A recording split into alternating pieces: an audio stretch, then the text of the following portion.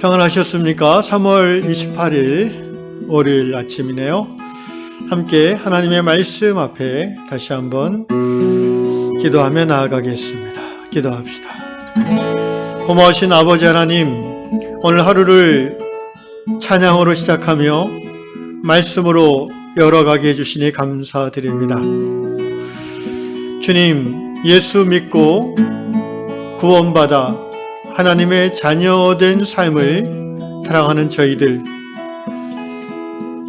어떻게 하든지 그 믿음의 열매를 맺기를 원하며 또 우리 안에 살아계신 하나님을 드러내는 하루의 삶을 살기 원하오니 성령님, 오늘도 주의 말씀으로 우리를 깨닫게 하시고 주님과 연결됨을 통해서 주님과 동행하는 하루 사라지도록 인도하여 주시옵소서. 예수님의 이름으로 감사하며 기도드리옵나이다. 아멘. 찬송가 515장입니다. 눈을 들어 하늘 보라.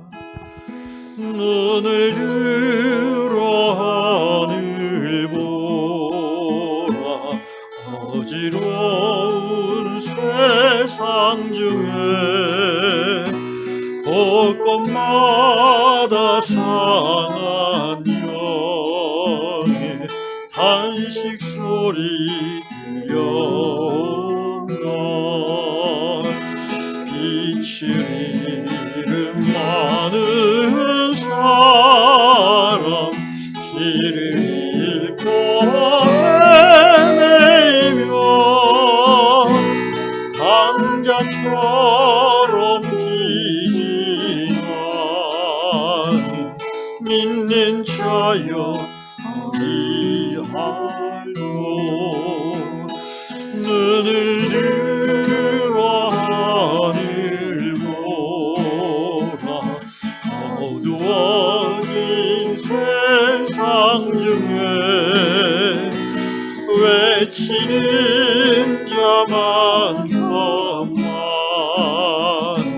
생명수는 말라서라. 죄를 대속하신 주님, 선한 이분 찾으시나 대답하리 어디 있나. 믿는 자여 어디할꼬. 눈을 들어 하늘 보라. 살아계신 주 하나님, 약한 자를 부르시어 하늘 뜻을 정하셨나. 생명수는 홀로 예수, 처음이 원하중이라. 주님 너를 부르신다. 믿는 자여 어디할꼬. 눈을 들어 하늘 보라. 다시 사신 그리스도 만백성을 사랑하사 오래 참고 기다리셔. 인내하신 우리 구주 의의 심판하시는 것 못 가까이 많은데 믿는 자여 어디할꼬.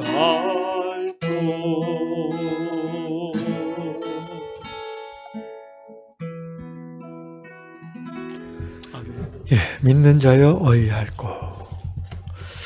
하나님께서 이 아침에 주시는 말씀 마태복음 5장 13절로 16절 말씀 보겠습니다. 마태복음 5장 13절로 16절 말씀입니다. 너희는 세상의 소금이니 소금이 만일 그 맛을 잃으면 무엇으로 짜게 하리요?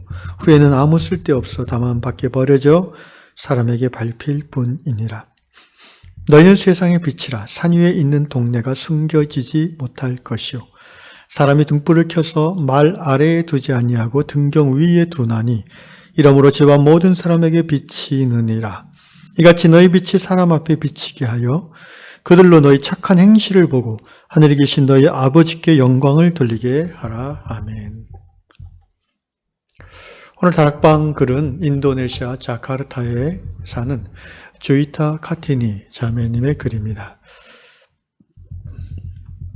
인도네시아는 어디 있는지 잘 모르시는 분이 많이 있을 것 같아요. 호주 위쪽, 그러니까 동남아시아 아래쪽 바다를 한참 가서 그 호주에서 가깝더라고요. 지도를 보니까. 그 위쪽에 있습니다. 굉장히 큰 나라입니다. 생각보다. 인도네시아는 인구가 약 2억 7천만 명.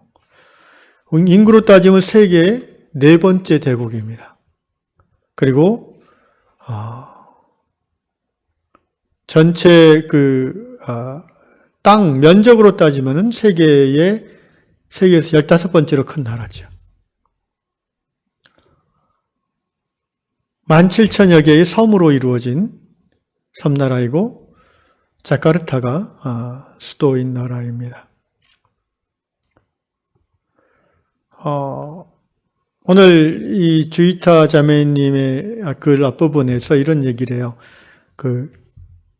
인기 연예인 스타들이나 유명인들이 사람들 눈에 잘 띄는 것처럼 또 하늘의 별이나 산 위에 있는 집이 잘 보이는 것처럼 이 인도네시아에 사는 크리스찬들은 잘 눈에 띄는 사람들이 된다. 왜냐하면 인도네시아는 이슬람교가 90% 이상입니다. 그리고 기독교인들은 6%에서 7% 정도. 이슬람 인구에 비하면 아주 소수인데, 그런데 그게 워낙 인구가 많은 나라잖아요.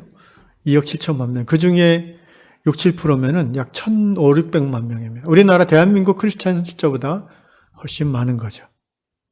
그런데도 전체에 비하면 소수입니다. 그래서 문화적으로나 전통적으로 이 기독교에 대한 반감이 많이 있는 나라가 이슬람 국가인 인도네시아입니다. 아무래도 크리스찬들은 삶이 조심스러울 수밖에 없고 좀 더 그리스도인다운 삶의 열매가 있지 않으면 이슬람 종교인들, 이웃 사람들에게 인정받기 어려운 그런 상황일 것입니다. 사우디아라비아나 이렇게 이슬람 극우 세력이 집권하는 이란 이런 나라들보다는 조금 더 자유롭다고 하지만 인도네시아 같은 경우도 이슬람교가 점점 보수화되면서 이런 극우의 특징은 역시 이제 이 종교의 본질에서 벗어나는 데인데 극우 종교인들은 자기와 다른 사람들에 대한 차별과 박해가 심한 것이 극우의 특징입니다. 인도네시아도 점점 이슬람교가 보수화되고 극우화되는 경향성이 강해지면서 법적으로는 종교의 평등이 있지만 실제적으로 정치인들이 보수 이슬람 세력의 표를 의식해서 기독교인들이 차별하는 정책들을 많이 만들어낸다고 합니다. 인도네시아의 아체주 같은 가끔 뉴스에도 나오죠. 이슬람 주민들이 교회를 불태웠다든지 수십 명의 기독교인들을 창으로 찔러 죽였다든지 하는 그런 이야기들이 이따금씩 나오는 곳이 바로 아체주입니다. 그래서 순교자가 최근에도 나온다고 합니다. 자, 이런 인도네시아의 기독교의 현황 속에서 이 주이타 자매는 그리스도인의 삶을 이런 상황에서 어떻게 우리가 살아야 될 것인가? 아주 본질적인 그런 크리스찬 삶의 모습을 제시하고 있어요. 바로 빛과 소금 되는 삶을 살아야 된다라고 자매님은 말하고 있습니다. 학교, 직장, 동네, 뭐 우리나라도 그렇고요. 인도네시아도 이슬람 나라지만 크리스찬들도 그런 학교에 있고 직장에 있고 동네에 있습니다. 그런 사람들 속에서 이슬람이라는 색안경을 끼고 크리스찬을 보는 그런 공동체 안에서 크리스찬으로서 어떻게 행동하고 말해야 되는지 굉장히 조심스러울 것입니다. 지금 우리가 처한 이 대한민국의 자유로운 종교 상황과는 비교하기가 쉽지 않습니다. 아마도 비교하자면 뭐 중국 또는 뭐 북한에 비유할 수 있겠죠. 그럼에도 불구하고 이런 어려운 상황 속에서 이 주이타 자매는 크리스찬의 삶의 자세, 빛과 소금물이 될 삶을 통한 복음 전파, 이것이 우리의 마땅한 삶의 자세가 되어야 된다는 그런 이야기를 하고 있어요. 오늘 마태복음 5장 13절 예수께서 하신 말씀입니다. 너희는 세상의 소금이다. 예수님 당시 유대의 나라, 종교와 정치가 일원화된 사회죠. 그 당시에도 유대교가 대단히 보수화되고 극우화된 극단적 유대교, 성전 중심주의 유대교가 지배하던 사회였습니다. 유대교의 강한 율법주의로 인해서 심지어 율법을 어긴 사람들을 돌로 쳐 죽이는 것도 가끔씩 일어나는 그런 세상이었죠. 오늘날 극단적 이슬람이 지배하는 사우디나 이런 나라들에서 소위 뭐라고 하죠? 명예살인이라고 하죠. 집안의 딸이 뭐 결혼 전에 뭐 이렇게 연애를 한다든지 또는 뭐 최근에 극우 이슬람이 지배한 그 나라 이렇게 이 여성들 이거 쓰는 걸 안 쓰고 다니면은 막 공개적으로 이렇게 구타를 한다든지. 예수님 당시에도 그와 비슷한 유대 종교 사회지만 그런 분위기가 있었다는 것을 우리는 성경을 통해서 알 수 있지요. 그런 상황 속에서 예수님은 너희는 세상의 소금이다. 너희는 세상의 빛이다라고 말씀하셨어요. 오히려 그렇게 기독교가 탄압을 받고 또 세상 사람들이 기독교를 색안경을 끼고 보는 그런 사회일수록 우리가 더욱더 그리스도인다운 삶을 살아야 된다라는 의미로 우리는 받아들이게 됩니다. 자, 구체적으로 봅시다. 소금이라는 것이 어떤 의미입니까? 부패하지 않은 세상을 만들어가는 사람이 되어야 된다는 거죠. 소금이 음식에 들어가므로 음식을 저장할 때 소금 염장하면은 이제 부패하지 않잖아요. 더 나아가서 음식을 맛깔스럽게 하는 것이 소금이죠. 소금이 빠진 음식은 정말 맛이 나지 않겠죠. 크리스찬은 그런 불의한 세상을 살아감에도 불구하고 이웃과의 관계나 또 직장 안에서 동료들의 관계 속에서 그들의 삶이 맛깔나도록 돕는, 삶이 맛깔나게 하는 행복하고 뭔가 생명으로 가득한 삶을 살도록 돕는 자의 삶을 살아야 된다는 겁니다. 사실 예수를 제대로 믿고 따르다 보면 그렇게 살아가게 되는 것이죠. 그리고 부패하지 않도록 그 세상, 그 조직이 자기의 이익이나 이권을 따라서 법과 도덕을 어기지 않는 그런 청결한 삶, 그런 욕심 없는 삶, 그리고 그런 욕심스러운 삶을 사는 다른 타종교인들이나 불신자들에게 뭐라고 할까요? 같이 있음으로써 그들에게 부끄러움을 주는, 그들이 부끄럽게 느끼게 하는, 저 사람은 저렇게 정직하고 깨끗한데 나는 왜 그렇지? 라고 생각해 하는 그런 삶을 사는 것이 바로 소금의 삶이라고 할 수 있고요. 빛의 삶이라는 것은 무엇입니까? 너희는 14절 세상의 빛이라. 예, 말 그대로 어두운 세상을 너희의 삶을 통해 비추어 줘야 된다는 거죠.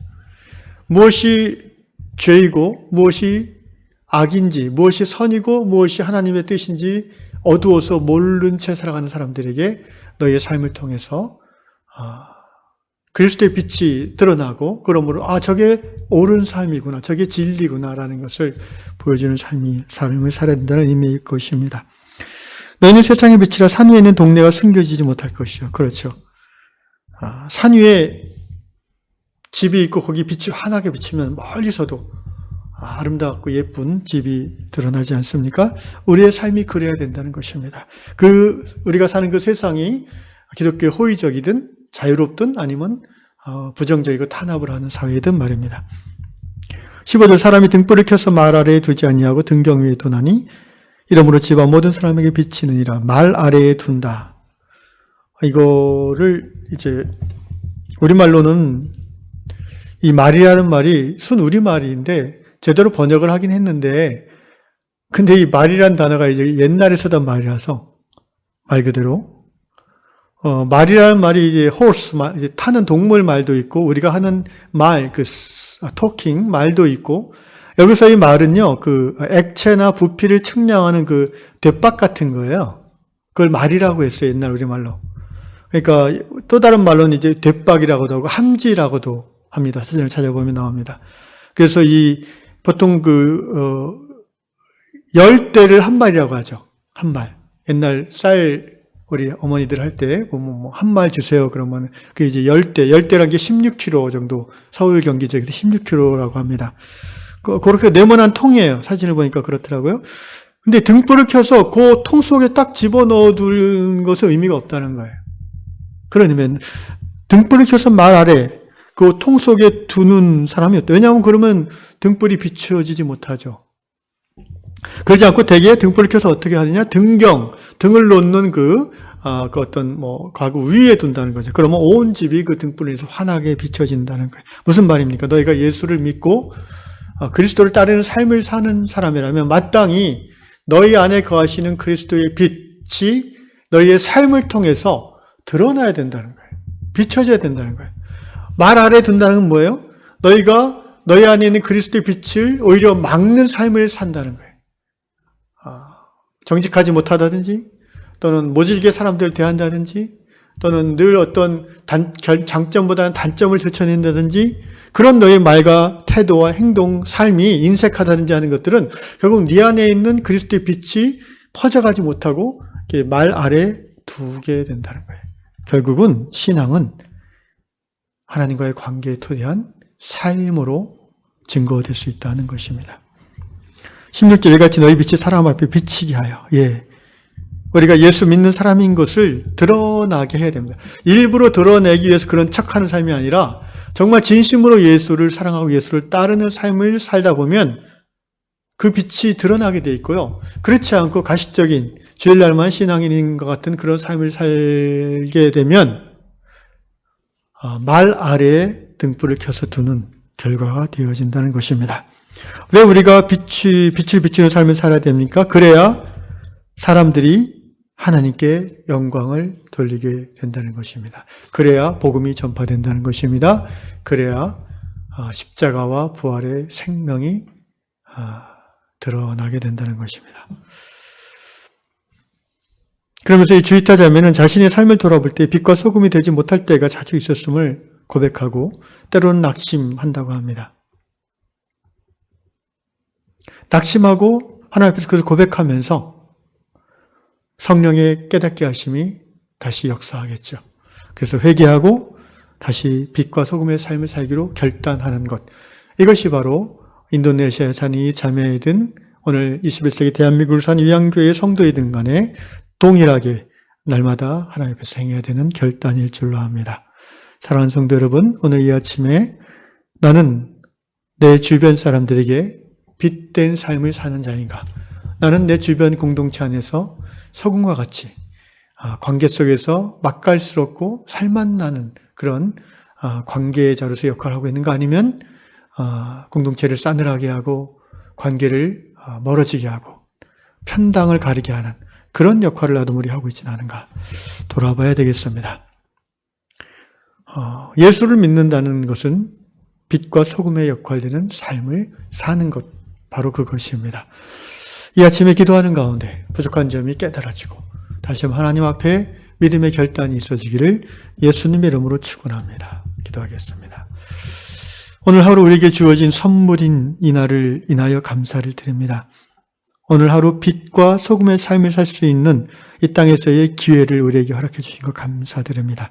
주님, 그러나 이 아침 말씀에 우리의 마음이 부딪힐 때에 두렵고 떨리오니 성령이여 오늘 하루도 우리의 입술과 우리의 얼굴 표정과 우리의 손과 발과 무엇보다 우리의 마음과 생각이 빛과 소금의 역할을 감당할 수 있도록 은혜 베풀어 주시옵소서. 더 겸손하게 하시고 더 귀를 열어 말하기보다 듣게 하시고 더 공감하게 하시고 더 온몸으로 손과 발로 섬김에 있어서 부족함이 없게 물질을 나눔에 있어 인색함이 없도록 주여 우리 유양 성도들의 오늘 하루를 인도하여 주시옵소서. 예수님의 이름으로 기도합나이다. 아멘.